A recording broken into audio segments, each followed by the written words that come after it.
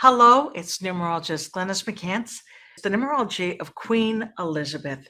Who was she by the numbers? So let's pull up her chart, take a look. She was born 4/21/1926. Her numerology blueprint is 69637 with a star /7 attitude. I always put a star or a hashtag for the life path because it's the most important number in a numerology blueprint. One of the things Queen Elizabeth said that I got a kick out of, she told one of her aides, I have the kind of face that if I'm not smiling, I look cross, but I'm not cross. Well, that makes perfect sense because when you're born the 21st, 2 plus 1 is 3. Threes are actually known for the eyes, the smile, the voice, and she had all of that. But as a 7 life path with a 7 attitude number, she would step back to observe what was going on. And that gives you an intensity in your face. And that's why if she wasn't smiling, people panicked and thought, uh-oh, is she not happy? But it was really the 7. Now, when she was a young Princess Elizabeth and met Prince Philip, she was smitten. She fell in love, and her father did not approve. But the Queen Mother and her mother campaigned for these two to be together. And of course, we all know it worked out, didn't it? Because they did get married, and Britain loved those two together. And then I found some wonderful things that they wrote. Queen Elizabeth wrote home, well, actually Princess Elizabeth at the time, but she says, we behave as though we have belonged to each other for years. Philip is an angel. He's so kind and thoughtful.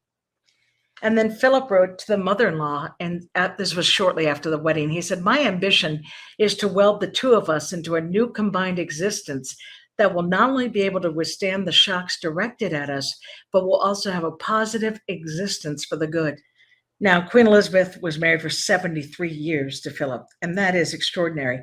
I noticed a numerology pattern that I also found fascinating, and it actually involves, I'll pull these men up, Prince Philip, Prince Charles, now King Charles, and Prince William. What they all have in common, when you take their full date of birth, they are an 11/2 life path.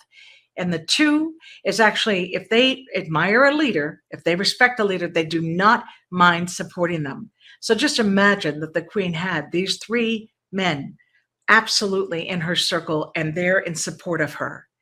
Now, where things are a little bit different with Harry, he's a 1 life path, which happens to be a natural match to the Queen's 7 life path. So these 2 had a really strong bond.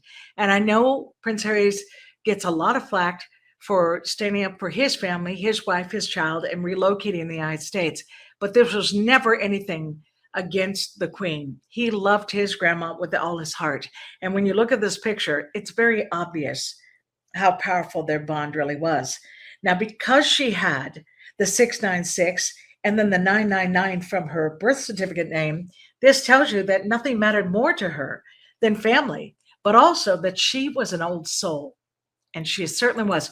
When she was 14 years old, she had to make a speech during World War II to try to comfort the children throughout Britain. And the speech was so well received, but what people couldn't get over is how she seemed well beyond her years. Well, that definitely comes from all the 9 energy. When it came to scandals in the family, the Queen did find a way to stay above them. And when you ask yourself, like I look at a blueprint and say, how was she able to do it? Again, it's double 7.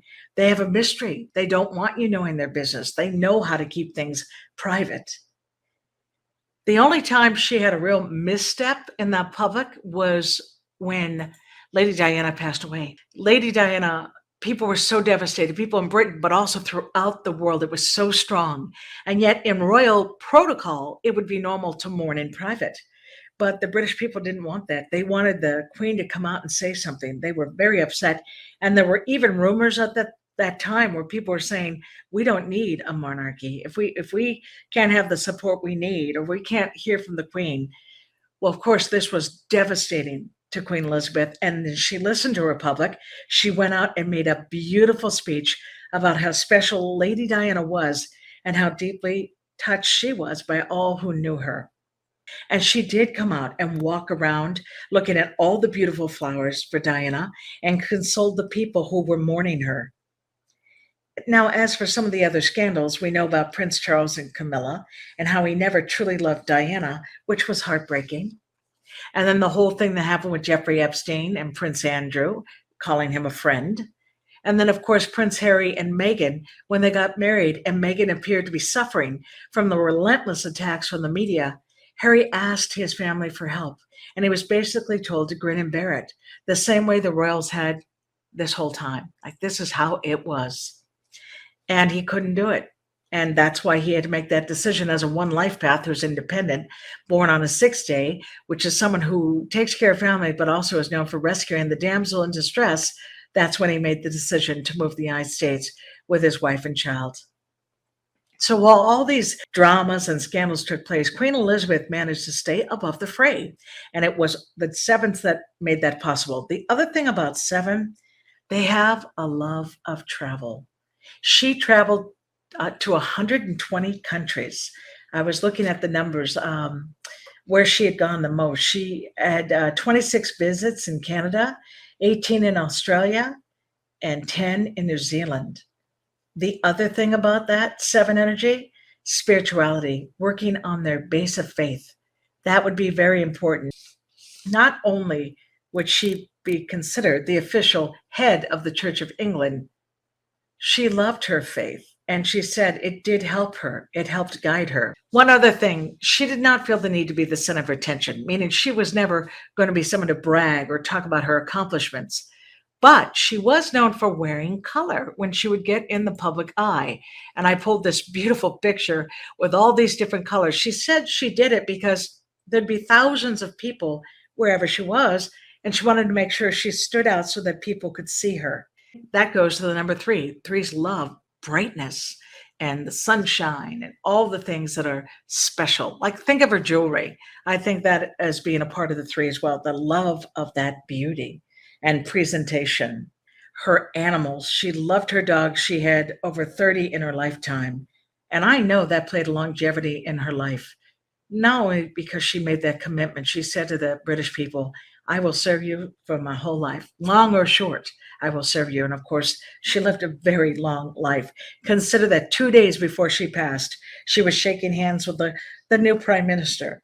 The other thing, 3 is a natural counselor. Well, you know, she counseled all of these prime ministers. She would sit down with them each week, have a conversation, and you knew she planted suggestions. As a matter of fact, when it came to a bishop, if she didn't approve, she didn't have the power to say, you pick this bishop or not. But what she could say to the prime minister, I'd like more information about that person.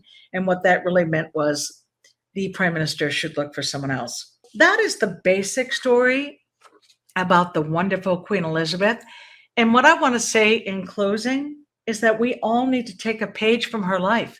Look what she did, no matter what the chaos was, no matter how crazy life got, she found a way to keep peace. That was her whole mission. And I know if we all did that, the world would be a much better place. And may Queen Elizabeth rest in peace. If you are looking to learn more about numerology and what it is I offer, you can go ahead and go to numberslady.com. That's numberslady.com.